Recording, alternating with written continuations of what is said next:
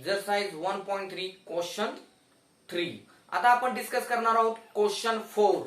Okay, तर बघा question 4 काय आहे. Show that dy bye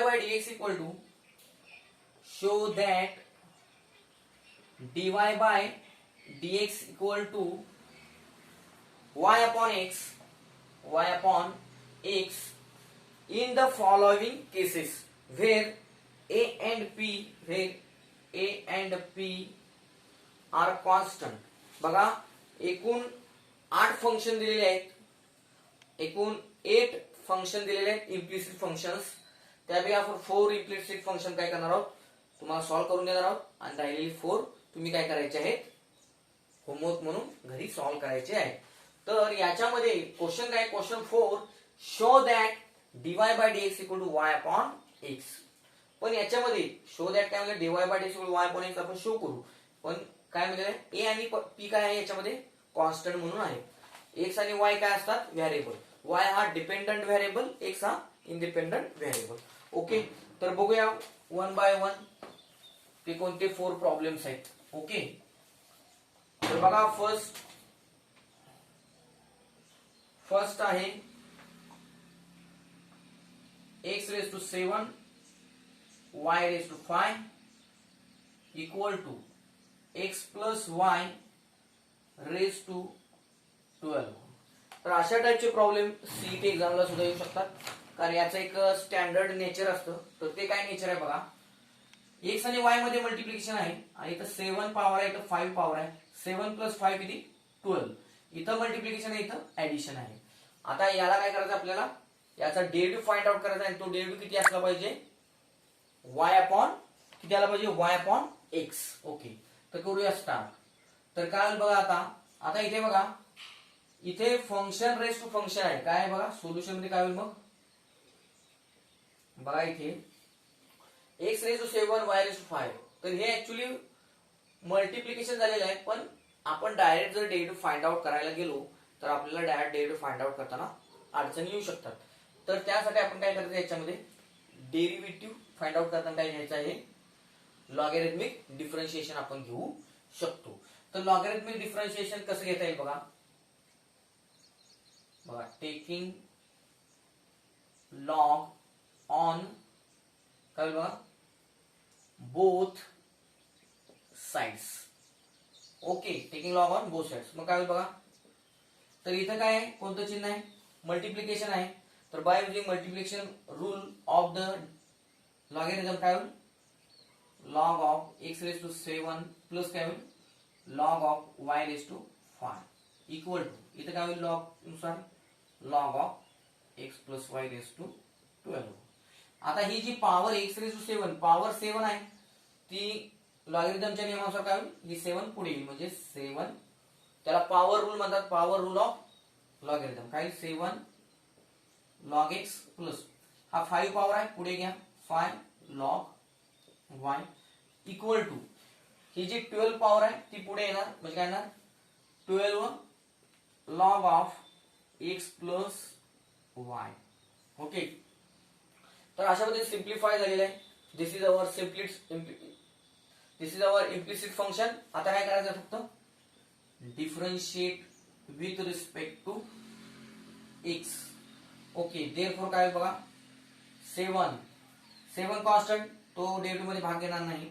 dy by dx of काय log x plus 5 constant dy by dx of काय होईल, log y equal to 12 constant काय dy by dx of log of x plus y. Okay, आता log x चा derivative किती असतो, 1 upon x, म्हणजे 7 upon x होईल, प्लस लॉग y चा डेरिव्हेटिव्ह काय होणार, 1 अपॉन y म्हणजे 5 अपॉन y होणार, इनटू बाय चे रूल काय होणार, आता लॉग चा घेतला, आता परत y चा डेरिव्हेटिव्ह, y चा डेरिव्हेटिव्ह काय ना dy by dx equal to, आता इथे बघा 12 constant as it is into log of x plus y आहे. Log of x plus y चा काय डेरिव्हेटिव्ह होणार, 1 अपॉन x नुसार काय ना x प्लस y. x च्या ठिकाणी काय x plus y into by chain rule काय ना बघा डी बाय डीएक्स ऑफ लॉगचा इनर पार्ट काय एक्स प्लस वाय म्हणजे इथे येणार आहे by chain rule d by d of x plus y न मल्टिप्लाय होणार. ओके आता हे ऍज इट इजच राहणार आहे तर 7/x plus 5/y dy by dx equal to हे 12/x plus y as it is. Okay आता काय होणार बघा इथे आत प्लस आहे बाय ऍडिशन रूल काय होणार dx by dx 1 plus dy by dx म्हणजे काय होणार इथं dy by dx. Okay d by dx ना मल्टिप्लाय केलं तर dx बाय dx 1 आणि हे dy बाय dx. आता आणखी सिंप्लिफाय करूया 7/x plus 5/y dy by dx equal to काय होईल बघा इथं आता 12/x प्लस वाय ना मल्टिप्लाय करूया मग काय 12/x plus Y plus 12/x plus Y into आहे ना dy बाय dx. आता ही जी टर्म आहे dy बाय dx ची आरएचएस मध्ये ते आपण काय करूया लेफ्टला घेऊया म्हणजे काय 7/x आणि 7/x आरएचएस ला घेऊया म्हणजे काय बघा dy बाय dx च्या टर्म आहेत त्या लेफ्ट हँड साइडला घेऊया म्हणजे काय 5/y dy by dx minus काय 12/x plus y dy by dx equal to 7/x ते आरएचएस ला घेऊया म्हणजे काय येणार आहे 12/x प्लस y मायनस काय 7/x म्हणजे ते 7/x. आता फक्त हे सिंप्लिफाय करायचं आहे करूया सिंप्लिफाय बघा काय होतं सिंप्लिफिकेशन.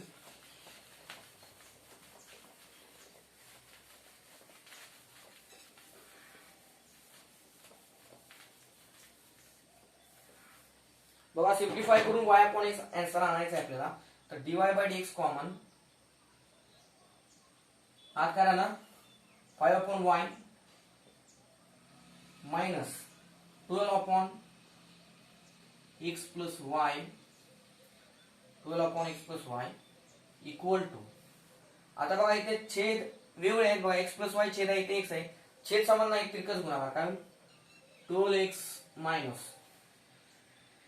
7 नात मल्टिप्लाय करूया मायनस 7x मायनस काय होईल 7y minus 7y upon x into x plus y म्हणजे x into x plus y. Okay आता इथं सुद्धा सेमच आहे dy by dx into bracket काय बघा छेद समान नाही तिरकस गुणाकार काय ना 5x प्लस 5y मायनस काय ना बघा 5x प्लस 5y मायनस काय ना 12y upon y into bracket काय ना x plus y. Okay equal to काय झाले बघा सिंप्लिफाय करूया 12x मायनस 7x म्हणजे किती आलं इथं 12x minus 7x 5x minus 7y upon काय झाले x into bracket x plus y. Okay तर आता इथं बघा this x plus y get cancel what remains dy by dx into bracket काय बघा 5x as it is. आता इथं बघा 5y मायनस 12y म्हणजे काय 7y upon y equal to 5x minus 7y upon x. आता इथे बघा एलएचएस मध्ये बघा न्यूमरेटर काय 5x मायनस 7y आरएचएस मध्ये न्यूमरेटरला काय 5x minus 7y get cancel फक्त शिल्लक राहणार तुमचं dy by dx equal to आता हा छेदात y आहे तो आरएचएस ला घ्या तो न्यूमरेटरला जाईल म्हणजेच काय y आणि हा ऑलरेडी डिनॉमिनेटर मध्ये आहेच x. सो आपल्याला जे शो करायचं होतं dy by dx equal y upon x ते आपण काय केलेलं इथं शो केलेलं आहे. ओके तर आता आपण नेक्स्ट एक्झाम्पल बघूया.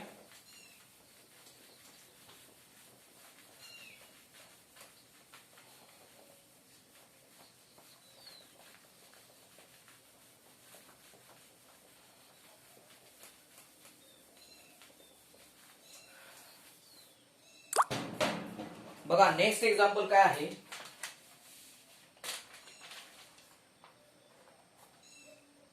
थर्ड एक्झाम्पल आहे sec of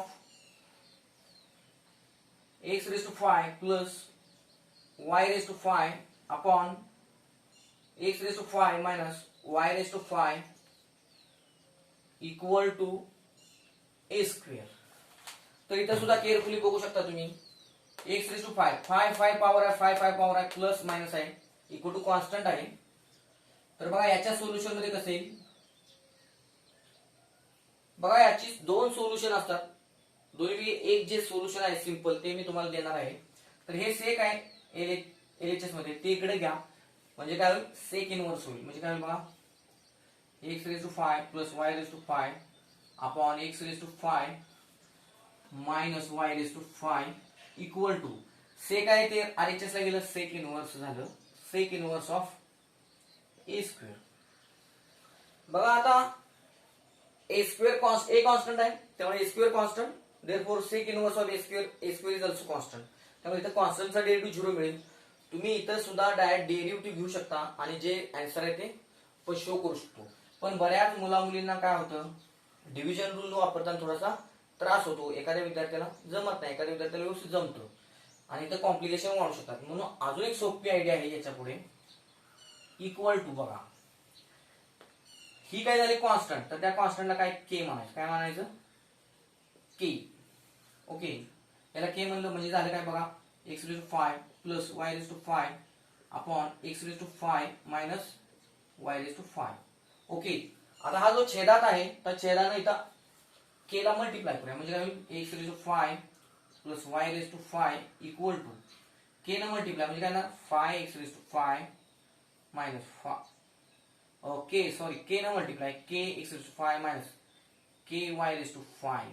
ओके आता बघा इथे आता ह्या ज्या y च्या टर्म आहे त्या इकडे आपण एलएचएस ला घेऊया म्हणजे काय ना y raised to 5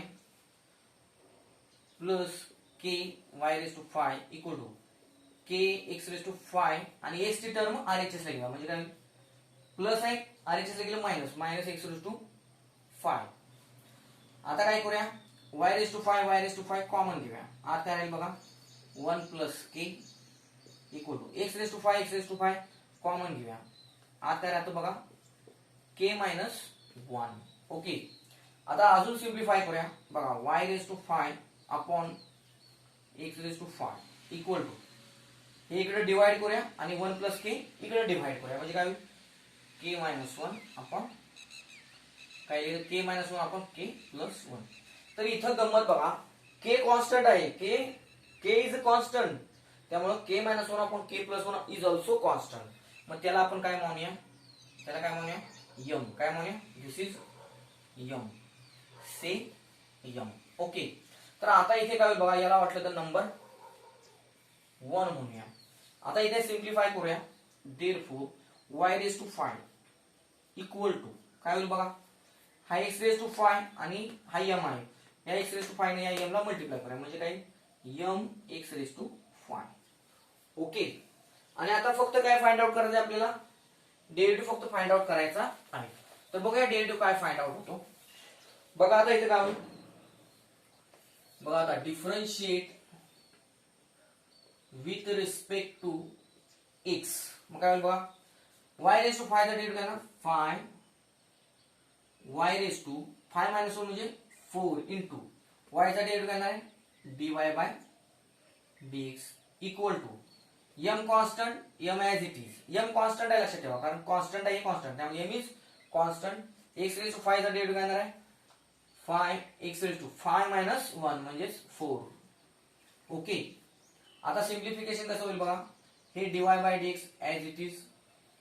okay equal to आता बघा सिम्प्लिफिकेशन फ्रॉम 1 वाटलं इथं लिहूया फ्रॉम 1 बघा dy by dx काय m किती आहे व्हॉट इज m किती आहे इथे y raised to 5 m म्हणजे काय m इक्वल टू काय y raised to 5 upon x raised to 5 म्हणजे y raised to 5 upon काय येणार इथे x raised to 5 into हे 5x raised to 4 as it is आणि इथं हे मल्टिप्लाय आहे 5y raised to 5 4 ते आपण काय करूया इकडे डिवाइड होईल RHS ला आल्यानंतर म्हणजे 5y raised to 4 आणि आता हे सिम्प्लिफाय करूया काय होईल बघा दिस 5 गेट कॅन्सल एक एक्स गेट कॅन्सल, एक Y get cancel.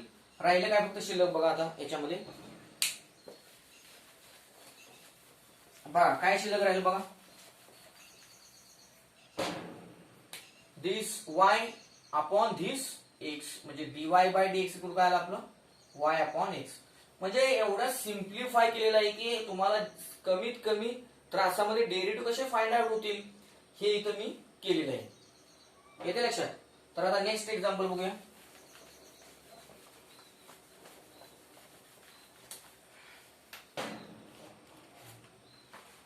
Next example आहे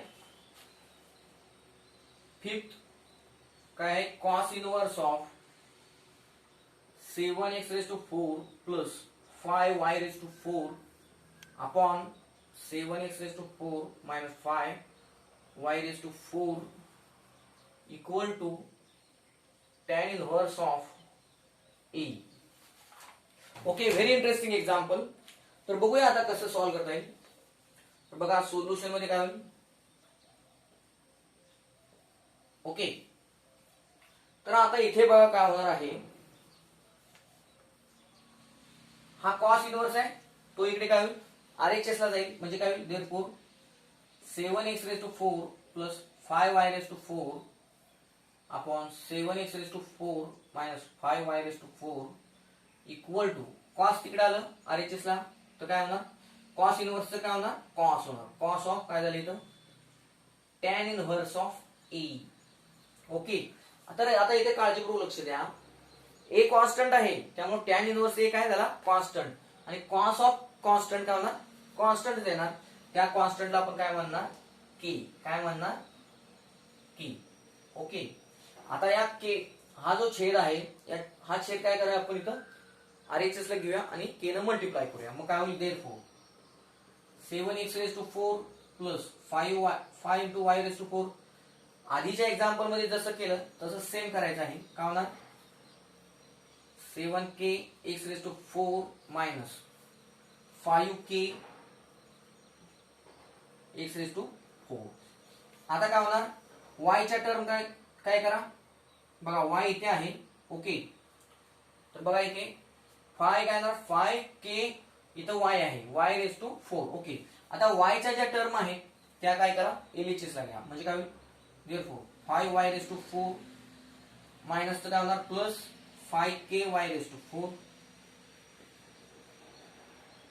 आणि ही जी प्लस आहे ती RHS ला गेल्यानंतर काय होणार मायनस 7x4 y4 काय करा कॉमन घ्या. आज काय राहणार 5 plus 5k. Okay, equal to बघा इथे y4 कॉमन घ्या. आज काय राहणार 5 प्लस 5k. इथं पण सेम x4 कॉमन घ्या. काय राहणार 7k minus 7. Okay, and therefore y4 upon काय ना x4. हा इकडे घ्या किंवा काय करा ते आहे तसं ठेवलं तरी चालेल. ओके, तर बघा आता इथे अजून सिम्प्लिफिकेशन करूया. बघा आता काय होईल y4 इक्वल टू काय बघा y4 इक्वल टू हा 5 प्लस 5k डिवाइड करा इकडे म्हणजे काय x4. ओके, इंटू ब्रॅकेट काय 7k मायनस 7, आणि हा काय येणार आहे 5 प्लस 5k. येते लक्षात. आता याला काय म्हणूया यम म्हणूया. येते लक्षात 7k minus 7 upon 5 plus 5k याला काय म्हणूया यम म्हणूया. देअरफॉर काय होईल y4 इक्वल टू यम, कारण हा k कॉन्स्टंट असल्यामुळे ही टर्म कॉन्स्टंट त्यामुळे m also constant x4. Okay, m equal to constant. वाटलं तर याला काय म्हणूया इक्वेशन नंबर 1 म्हणूया. आता डिफरन्शिएट काय 1 विथ रिस्पेक्ट टू x. मग काय बघा y4 चा डेरिव्हेटिव्ह काय 4y cube into by chain rule काय dy by dx equal to m constant as it is x4 चा डेरिव्हेटिव्ह काय 4x क्यूब. ओके, आता इथे लक्ष द्या इथे m आहे m कॉन्स्टंट आहे पण m फ्रॉम 1 काय बघा therefore from 1 this 4y³ dy by dx as it is. हा m काय होईल, m इक्वल काय, हा y⁴ आणि हा x⁴, म्हणजे हा x⁴ डिवाइड होईल, म्हणजे y⁴ अपॉन x⁴ होईल. म्हणजे इथं काय येईल, y⁴ अपॉन m काय आहे, y⁴ अपॉन काय आहे, x⁴ इंटू 4x³. ओके. आता आपण डायरेक्ट सुद्धा इथं सिम्प्लिफिकेशन करू शकतो, डिवाइड केलंच पाहिजे असं काही नाही. So this 4 get cancel. Okay. This x³ and this x³ get cancelled. This y³ and this y³ get cancelled. What remains only? Y upon x, and therefore dy by dx equal to y upon x. म्हणजे एवढं मी easy करण्याचा प्रयत्न केला, जेवढं easy करता येईल तुमच्यासाठी तेवढं मी काय केलेलं आहे, सिंपल केलेलं आहे, जेणेकरून तुम्हाला चांगले मार्क्स मिळतील. ओके. तर आता नेक्स्ट एक्झाम्पल बघूया.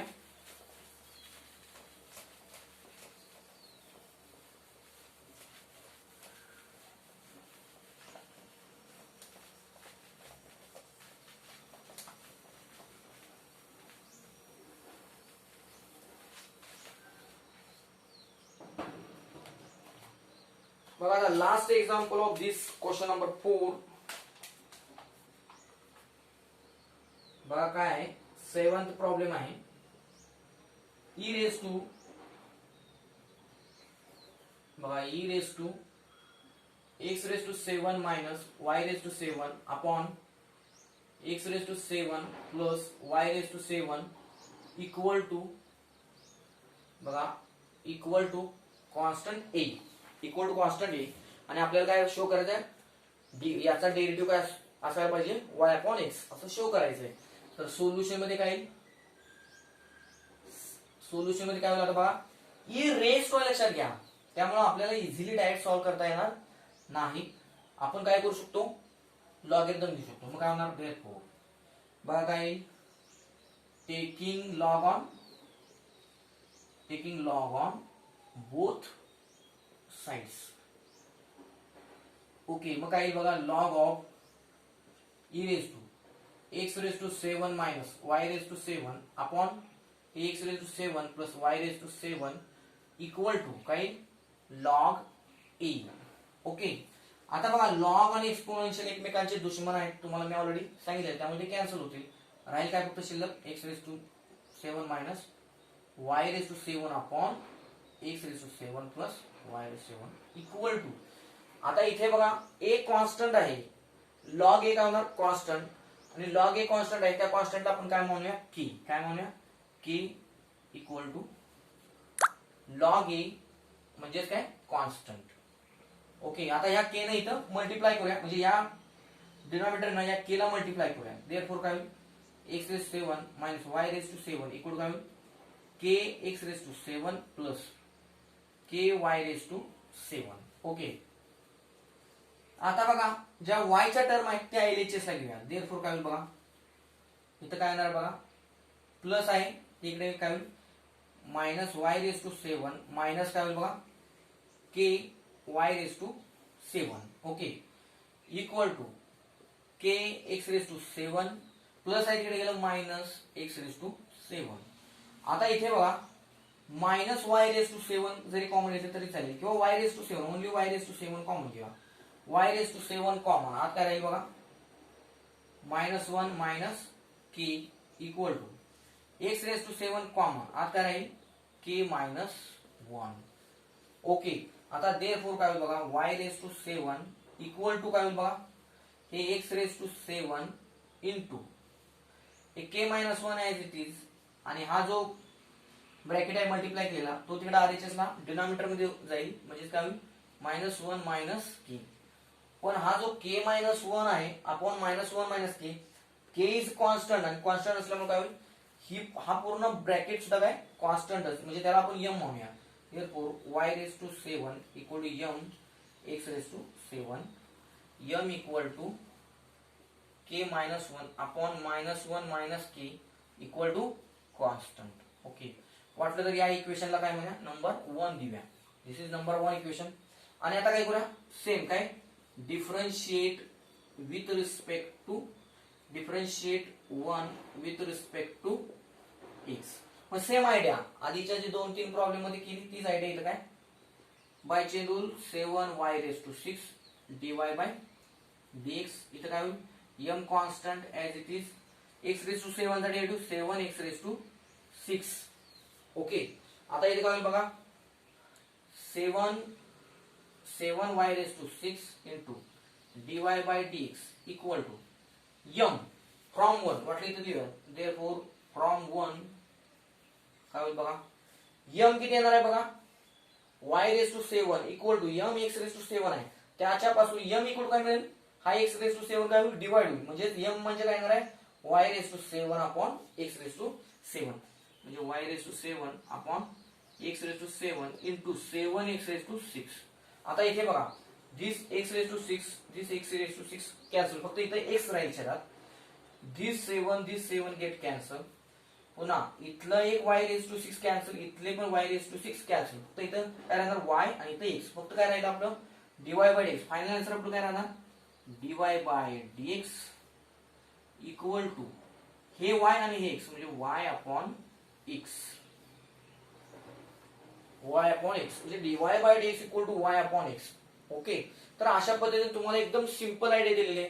दुसरी पण आयडिया होती by using division rule also we can find the derivative of such type of functions. पण ते कसे आहे ते खूपच तुम्हाला अवघड जाऊ शकतं कारण डिव्हिजन रूल वापरावं लागेल. त्यातच y इथे आहे इथं पण आहे त्यामुळे तुम्हाला आणखी कॉम्प्लिकेशन्स वाढू शकतात. This is better and best idea for finding the derivative and to show dy by dx equal to y upon x. So please share